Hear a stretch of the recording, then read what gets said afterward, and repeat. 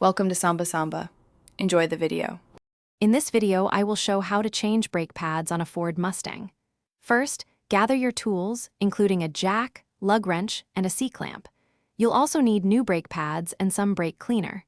Safety is paramount, so always work on a level surface and use sturdy jack stands to support your vehicle. This ensures a secure and safe working environment for the entire process. Once your Mustang is safely elevated and the wheel is off, you can begin removing the old brake pads. Start by unbolting the caliper, usually 2 bolts, and gently lift it away from the rotor. Be careful not to let it hang by the brake line. Then, you can easily slide the worn brake pads out of the caliper bracket. Inspect the rotor for any significant wear or damage at this stage. Now it's time to install your new brake pads. Before doing so, you'll need to compress the caliper piston. Use a C-clamp or a specialized tool to push the piston back into the caliper body, making space for the thicker new pads.